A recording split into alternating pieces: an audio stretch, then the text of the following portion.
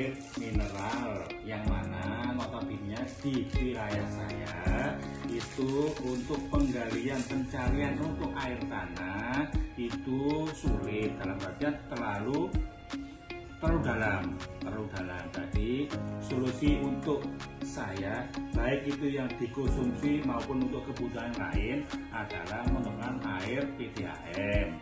Untuk yang diminum saya menggunakan air minum mineral. Lebih baik mana air tanah dan air pump?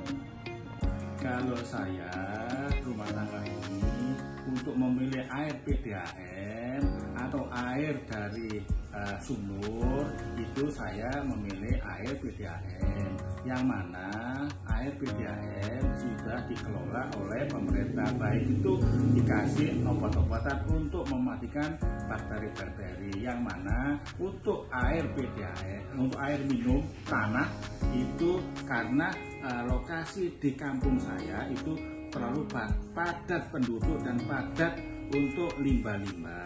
Jadi untuk rumah tangga saya itu memakai air minum dari PDAM, insya Allah itu akan lebih sehat. Bagaimana cara mengelola air bersih? Jadi kalau saya untuk memakai air tanah untuk supaya sehat itu harus direbus sampai mendidih, karena kalau tidak direbus bakteri masih hidup dan mengakibatkan menjadi penyakit. Contohnya kita kalau minum air mentah itu bisa diare, seperti itu contohnya. Berapa banyak air yang dikonsumsi sehari-hari? Kalau kebutuhan air di dalam rumah tangga saya, baik yang untuk diminum atau untuk keperluan lain, untuk yang diminum kira-kira karena keluarga saya keluarga kecil itu insya Allah cuma 4 liter untuk dikonsumsi. Tapi untuk kebutuhan lain baik itu cuci, mandi itu kira-kira ya 10 liter. Mungkin itu kebutuhan saya. Berapa biaya setiap bulan? Kalau kebutuhan air minum dalam artian 1 bulan kita habis 1 minggunya itu 2 galon. Jadi kalau 4 bulan berarti 8 galon. Yang notabene harga isi ulang itu air mineral isi ulang 1 galonnya adalah 20.000. Jadi tadi habisnya berapa? 8.000. 8 kali 20 berarti 160.000 dalam 1 bulan untuk kebutuhan air minumnya. Tapi untuk kebutuhan lain air PDAM-nya kita habis 70-an 1 bulannya. Mungkin itu kebutuhan air baik untuk diminum maupun untuk kebutuhan lain kita biayanya seperti itu. Kenapa mengeluarkan biaya air bersih? Kita mengeluarkan biaya untuk kebutuhan air baik itu yang diminum maupun yang lain, itu memang air sebagai kebutuhan pokok untuk kehidupan kita. Jadi memang kita memiliki biaya itu, tapi tidak bisa kalau kita tidak memakai air, karena air adalah sebagai kebutuhan pokok sebagai orang hidup. Mungkin itu. Apa perbedaan setelah memakai air bersih? Perbandingan antara kita selama masih menggunakan air tanah yang notabene air sumur manual dan air dari PDAM. Perbedaan adalah 1, kita yakin bahwa air PDAM itu adalah airnya sehat. Kedua, kita juga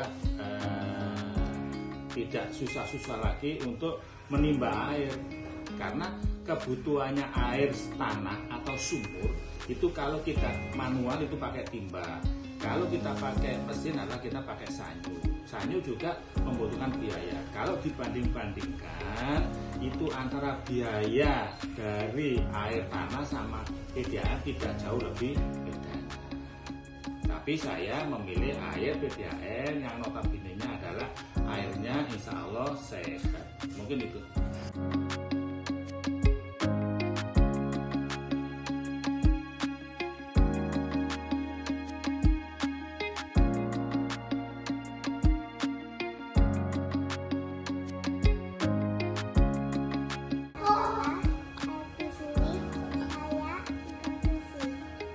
Air di rumah ini sangat layak untuk diminum sama perbuatan makan.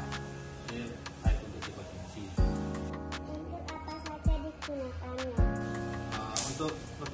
Untuk konsumsi pertama bisa untuk air minum, terus nanti buat menganak nasi, terus buat sayur itu nanti untuk airnya. Dapat solusi di mana tentang air bersih?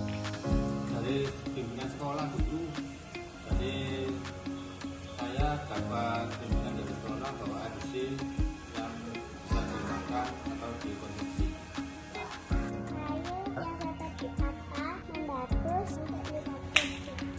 Nah, menurut saya air yang bisa dikonsumsi itu adalah air yang putih, bersih, tidak berbau. Jadi kalau mau lihat itu air yang bersih dan tidak berbau. Bagaimana untuk menghemat air? Nah, strategi untuk mengirit pengeluaran air, jadi kita gunakan air itu dengan sepenuhnya. Jadi sehemat-hemat mungkin keran itu air itu diperiksa, kita tidak menggunakan harus dimatikan.